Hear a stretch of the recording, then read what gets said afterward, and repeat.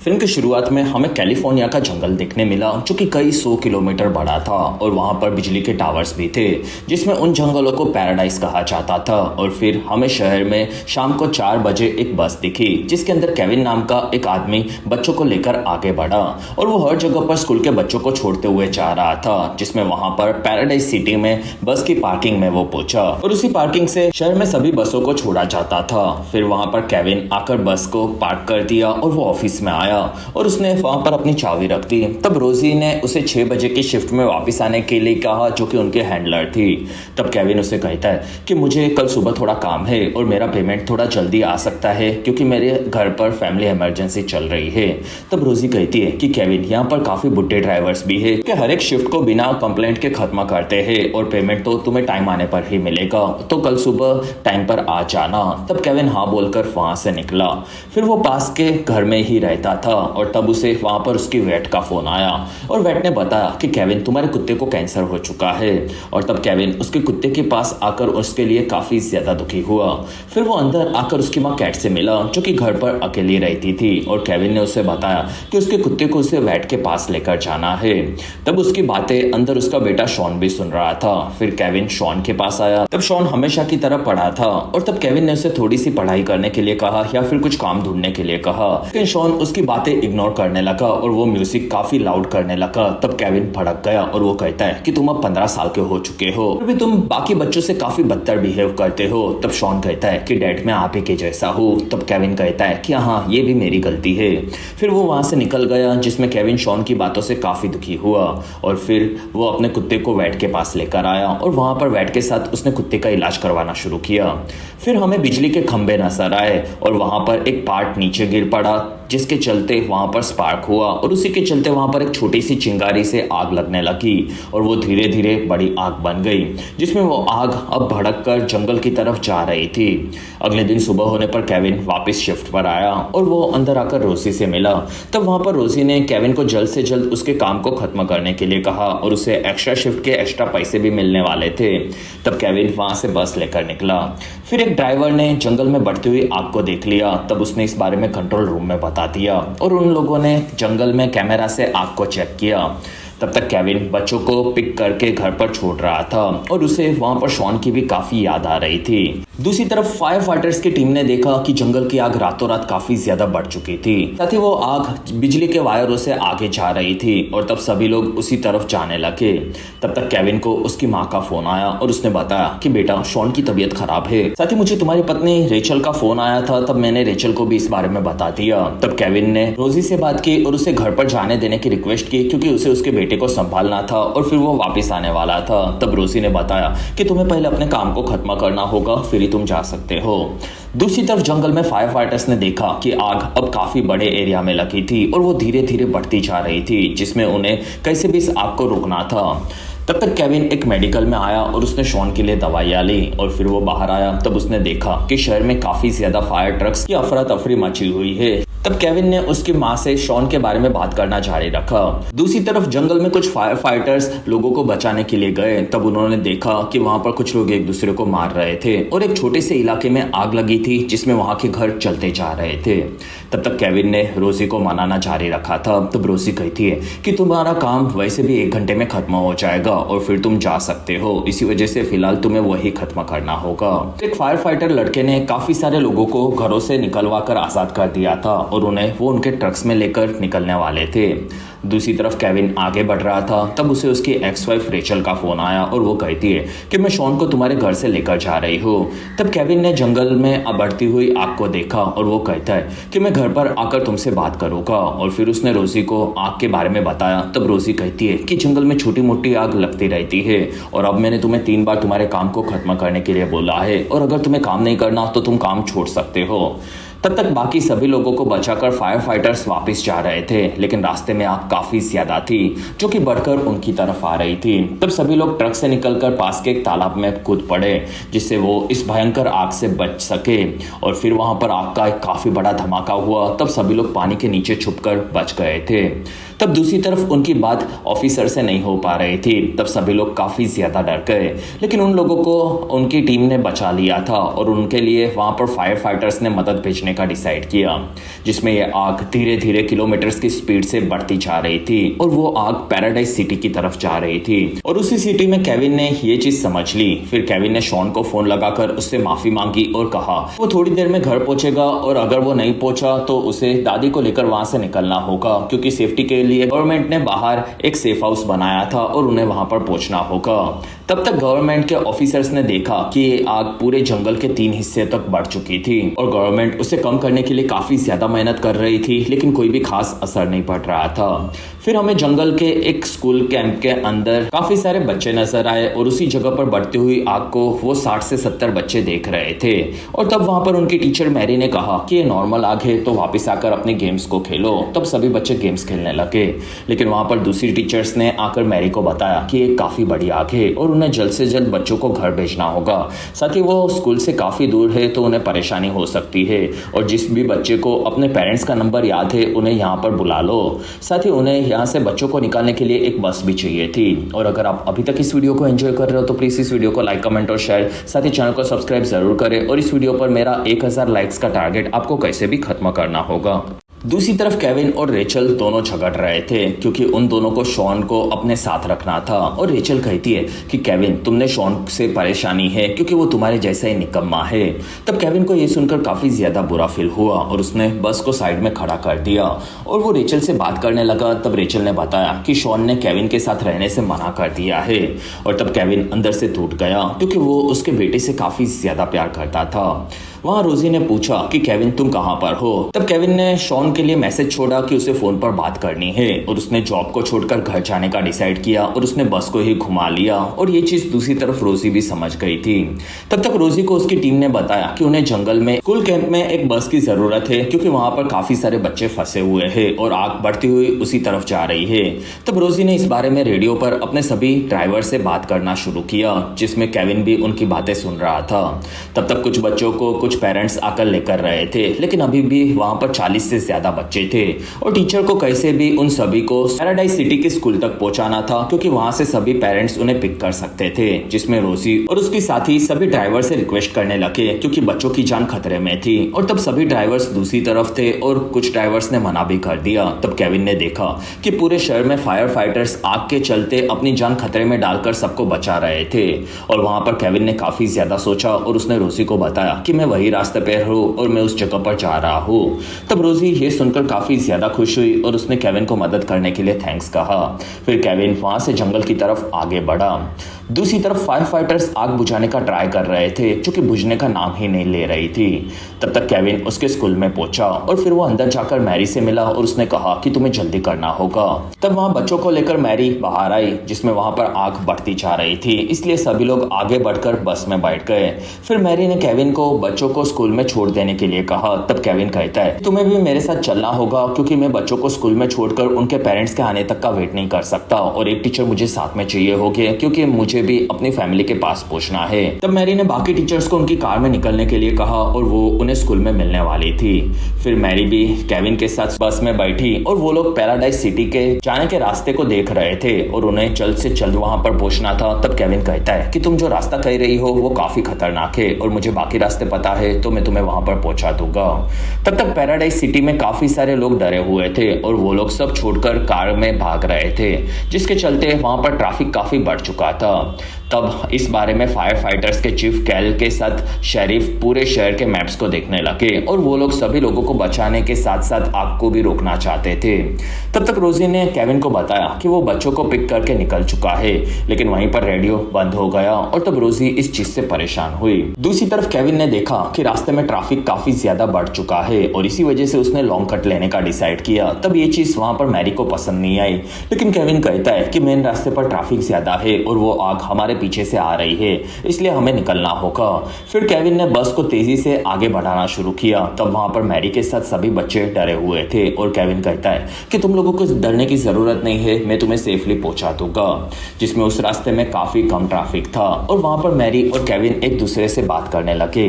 तब केविन ने बताया कि मैंने अभी अभी 2 महीने पहले ही ये काम को शुरू किया है और उसके पहले मैं अपने डैड के साथ रहता था जो कि चल बसे, और अब मेरे साथ मेरी मॉम और मेरा बेटा भी रहता है। तब मैरी कहती है कि मैं अपनी माँ और बेटे जैक के साथ रहती हूँ और फिलहाल मेरी बहन उन दोनों के साथ घर पर है और मुझे बच्चों को पढ़ाना पसंद है, इसलिए मैं 15 साल से यही काम में लगी हूँ। तब अंदर सभी बच्चे डरे हुए थे और मैरी उनके साथ बैठकर उन्हें शांत करवाने लगी।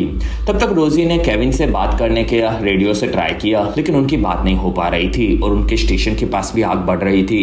तब रोजी ने केविन को शहर से बाहर सेफ कैंप तक कैसे भी बच्चों को पहुंचाने के लिए कहा और फिर वो बाहर बाकी लोगों के साथ निकल गई। जिसमें रात होते होते आग ने पूरे के पूरे शहर को जलाना शुरू कर दिया था, जिसमें पूरा का पूरा पैराडाइज सिटी जल रहा था और वहां पर काफी सारे लोग हॉस्पिटल में फंसे हुए थे। तब फायर फाइटर्स ने वहां पर लोगों को बचाने के लिए टीम्स को भेजना शुरू किया, साथ ही वो सभी रास्तों को यूज करने वाले थे। फिर हमें रास्ते में फंसी हुई केविन की बस दिखी। तब उसे एक आदमी ने बताया कि आगे सभी गाड़ियां बीच में फंस चुकी है। तब केविन परेशान हुआ और उसने शॉन को फोन लगाया, लेकिन अब नेटवर्क भी बंद हो चुके थे।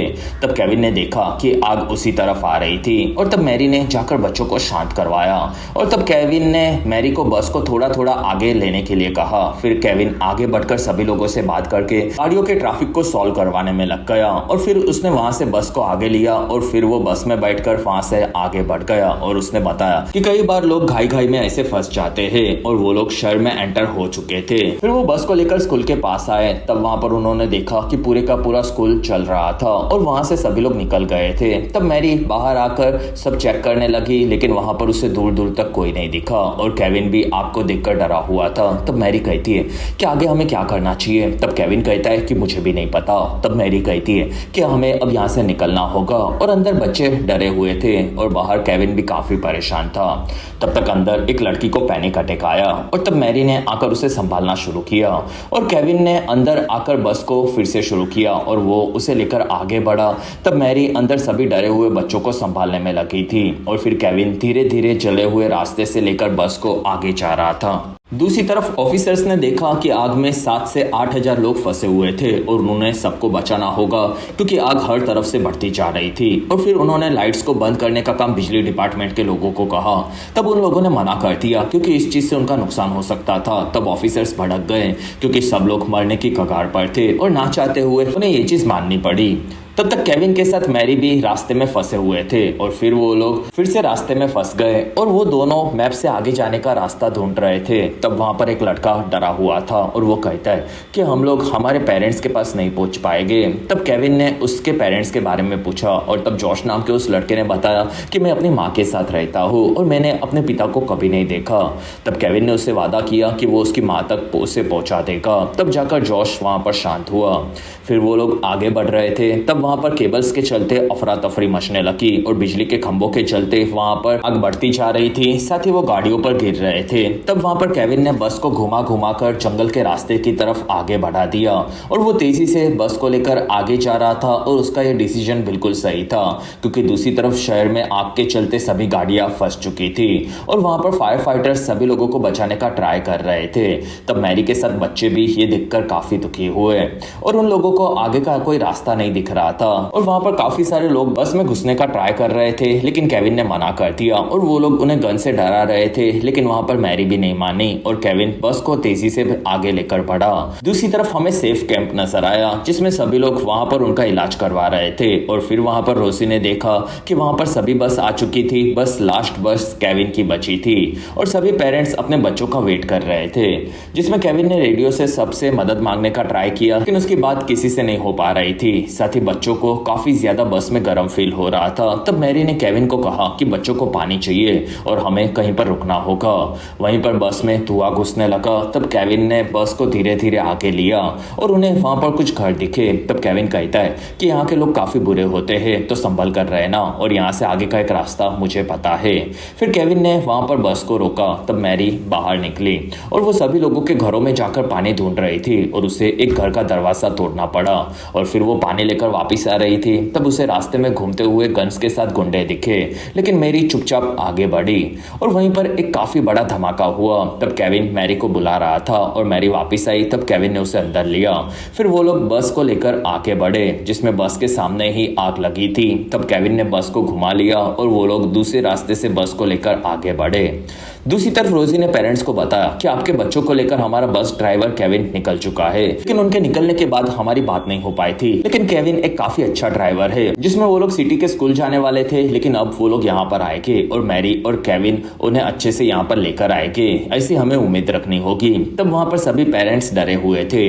तब रोजी ने कहा कि हम सभी को केविन पर भरोसा है और तुम लोगों को भी रखना होगा, क्योंकि अब वही हमारी आखिरी उम्मीद है। तब तक केविन एक रास्ते से बस को लेकर आगे बढ़ रहा था जो कि पूरा कच्चा था और वो लोग पहाड़ी से होकर गुजर रहे थे।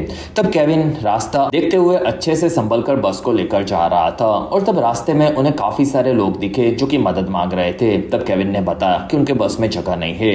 तब उन लोगों ने बताया कि आगे का पूरा कच्चा रास्ता जला हुआ है और वो लोग वहां से नहीं जा सकते, इसलिए वो लोग वापस जा रहे हैं और उन्हें भी वापस जाना चाहिए। तब केविन और मैरी ने आगे के बारे में सोचा और केविन ने बाहर निकलकर हर तरफ देखना शुरू किया। तब उसे हर जगह पर आग जलती हुई दिखी और वो लोग सभी तरह से बीच में फंस चुके थे। और फिर वो बस में वापस आया। तब केविन कहता है कि हमें यहीं पर इंतजार करना होगा क्योंकि हर तरफ आग लगी है और हम लोग यहाँ से बाहर नहीं निकल सकते, इसलिए हमें बच्चों को शांत करवाते हुए खुद भी शांत रहना होगा। तब मैरी को नहीं लगा कि वो लोग बच सकते हैं। तब केविन कहता है कि अगर किसी भी तरह से आग कम हुई तो हम लोग उसी तरफ से बस को लेकर निकल जाएंगे। तब मैरी कहती है कि अगर आग यहाँ पर आई तो। तब केविन कहता है कि आग यहाँ पर नहीं आएगी, ऐसी हमें उम्मीद रखनी होगी। फिर वहां पर मैरी ने जाकर बच्चों को शांत करवाना शुरू किया और केविन ने आगे के बारे में सोचा और फिर उसने मैरी के साथ बस में टैप्स लगाना शुरू किया जिससे बस के अंदर धुआं ना आ सके। दूसरी तरफ एक ऑफिसर ने चीफ को बताया कि हम लोग आग को कैसे भी बुझा नहीं पा रहे और इसी वजह से हमें अपने सभी लोगों को बचाने के काम में लगा देना चाहिए। तब ऑफिसर्स ने लोगों को बाहर निकालने का डिसाइड किया। तब तक पूरे के पूरे शहर चल रहे थे और बस में केविन ने बच्चों को कहानी सुनाकर शांत करवाने का डिसाइड किया। इसलिए केविन ने पहले बच्चों को सेफ होने के बारे में समझाया और वो उन्हें कहानी सुनाने लगा। तब वहां पर सभी बच्चे डरे हुए थे और उन्हें समझ में नहीं आ रहा था कि ये रात है कि दिन। तब केविन कहता है कि अब तक सुबह हो चुकी होगी और हम लोग आग से निकल जाएंगे, तब हमें दिन दिखेगा। और फिर उसने जॉश को संभाला क्योंकि जॉश को देखकर उसे अपने बेटे शॉन की याद आ रही थी। फिर मैरी केविन को कहती है कि 1-2 घंटे में आग हमें पकड़ सकती है और हमें बच्चों को सुला देना चाहिए जिससे वो सोते हुए जलकर मर जाए। और तब केविन कहता है कि ऐसी बात मत करो क्योंकि हम लोग हिम्मत नहीं हार सकते। तब तक कैल ने मीडिया में बताया कि उसने अपनी सभी टीम्स को लोगों को बचाने के लिए भेज दिया है और अभी भी आग के अंदर काफी सारे लोग फंसे हुए हैं और उन सभी लोगों को मदद की जरूरत है, इसलिए उन्हें सबसे पहले शांति रखनी होगी और ये आग बिजली विभाग की गलती के चलते हुआ है। तब वहां पर सभी मीडिया उन लोगों पर भड़क गई। तब तक मैरी ने केविन को बताया कि उसे उसके परिवार के साथ होना चाहिए था, लेकिन फिर भी उसने बच्चों के साथ कैंप में जाने का डिसाइड किया और वो बच्चों को लेकर दूसरे राज्यों में भी घूमने जा सकती थी, लेकिन वो अपने ही जंगल में उन्हें लेकर आई, लेकिन अब वो यहाँ पर फंस चुकी है। तब केविन हंसने लगा और वो कहता है कि मुझे भी जिंदगी भर भागने का मौका मिलता रहा क्योंकि मैं इन बच्चों को लाने की जगह पर अपने घर जाना चाहता था, लेकिन फिर मुझे बच्चों के बारे में पता चला कि वो ज्यादा खतरे में है, तो मैं उन्हें बचाने के लिए यहाँ पर आ गया। और मैंने भी अपने पिता से हमेशा झगड़ा किया था, लेकिन वो हमेशा मेरा ध्यान रखते थे और यही चीज मेरे और मेरे बेटे के साथ अब हो रही है और मुझे समझा कि मैं कितना गलत था और काश मैं अपने पिता से अच्छे से बात करके उन्हें समझ सकता, लेकिन इस चीज में अब काफी ज्यादा देर हो चुकी है। लेकिन मेरे बेटे को समझने में मुझे वक्त नहीं मिल रहा और मुझे लगता है कि अब उसमें भी देर हो चुकी है क्योंकि वो मेरे साथ अब नहीं रहने वाला। तब वहां पर मैरी ने केविन को संभाला और वो कहती है कि वो तुम्हें जरूर आकर समझेगा। वहीं पर आग उनके पास आने लगी। तब वहां पर सभी बच्चे डर गए और केविन ने बाहर आकर मैरी के साथ फायर एक्सटिंग्विशर से उनके पास लगने वाली आग को बुझाने का ट्राई किया, लेकिन वो आग काफी ज्यादा थी और उनकी गैस खत्म हो चुकी थी। तब दोनों ने बस को आग वाले रास्ते पर भगाने का डिसाइड किया। फिर केविन ने बस को स्टार्ट किया, लेकिन वो शुरू नहीं हो रही थी। तब केविन ने बाहर आकर इंजन को चेक किया और उसने बैटरी के वायर्स को बदला और तब मैरी ने बस को स्टार्ट कर दिया। तब केविन वापस आया और उसने आग वाले रास्ते पर बस को तेजी से भगाया जिसमें वो जंगल के रास्ते से आगे बढ़ रहे थे और आग के चलते सभी बच्चे अंदर डरे हुए थे। तब केविन को भी रास्ता ठीक से दिख नहीं रहा था, फिर भी वो बस को लेकर आगे बढ़ रहा था और फिर उसने बस की स्पीड स्पीड बढ़ा दी तब वो लोग हाईवे पर आ चुके थे और वहां से आग तेजी से केविन के बस के पास आ रही थी। तब केविन फुल स्पीड में बस को भगाने लगा। तब अंदर सभी बच्चे और मैरी डरे हुए थे और उन सभी ने जीने की उम्मीद खो दी थी और वहीं पर आग से निकलकर वो लोग दिन के उजाले में आ गए। तब ये देखकर केविन चौंक गया, जिसमें वो लोग आग से काफी आगे बढ़ चुके थे और अंदर बच्चों के साथ मैरी भी ये देखकर इमोशनल होकर शांत हो गई। कुछ ही देर बाद वो लोग सेफ कैंप में पहुंचे। तब वहां पर सभी बच्चे काफी खुश हुए और मैरी ने बच्चों को बस से निकालकर उनके पेरेंट्स के पास छोड़ा और अंत में वहां पर जॉश निकल रहा था। तब केविन ने उसे बाय बोला और जॉश भी आकर उसकी माँ से मिला। फिर वहां पर मैरी ने केविन को आकर मदद के लिए थैंक्स कहा और वो दोनों मिले। फिर मैरी के बाहर आने पर सभी पेरेंट्स ने उसके लिए तालियां बजाई। तब मैरी कहती है कि आपके बच्चे काफी बहादुर है और ये सब केविन के चलते ही हुआ है। फिर वहां से मैरी आकर उसके परिवार से मिली। तब केविन ने अंदर पूरी जली हुई बस को देखा और फिर वो बाहर आया। तब उसे वहां पर रोसी मिली और वो केविन के काम से काफी ज्यादा खुश थी और बाकी ड्राइवर्स भी केविन की तारीफ करने लगे। तब केविन आगे बढ़कर उसके परिवार को ढूंढ रहा था और उसे एक जगह पर उसका कुत्ता और उसकी माँ कैट मिली। तब कैट ने बताया कि केविन मुझे पड़ोसी यहाँ पर लेकर आए थे और शॉन को उसकी माँ रेचल घर से पहले ही लेकर निकल गई थी, जिसमें वो उसकी माँ के साथ काफी खुश है और वो सेफ भी है। तब केविन अपने बेटे के लिए दुखी हुआ और तब उसकी माँ कैट ने उसे संभाला। एक हफ्ते के बाद आग शांत हो चुकी थी, जिसमें पूरे के पूरे जंगल के साथ साथ शहर भी जलकर खाक हो चुके थे। तब केविन वहां से उसके जले हुए घर के पास आया और वो सभी सामान को देख रहा था। तब उसे शॉन के साथ उसका एक फोटो मिला। तब केविन उसे देखकर इमोशनल हो गया और वहीं पर एक कार आई। तब उसमें शॉन को लेकर उसकी माँ रेचल आई थी और शॉन अपने पिता की बहादुरी के चलते खुश होकर उनसे मिला। तब केविन काफी ज्यादा खुश हो गया। फिर हमें बताया गया कि ये आग कैलिफोर्निया के इतिहास की सबसे बड़ी आग थी, जिसमें 13,500 से भी ज्यादा घर जलकर राख बन चुके थे और ये सभी चीजों के लिए पैसिफिक गैस इलेक्ट्रिसिटी कंपनी को जिम्मेदार बताया गया था, जिसके चलते उन्होंने $13.5 बिलियन का कंपेंसेशन भी दिया था, जो कि विक्टिम्स को दिया गया। और फिर इस आग के बाद केविन ने टीचर बनने का डिसाइड किया और वो बच्चों को पढ़ाता है और मैरी अब बच्चों को अलग अलग देशों में कैंप में लेकर जाती है और वो अपने काम से काफी ज्यादा खुश है।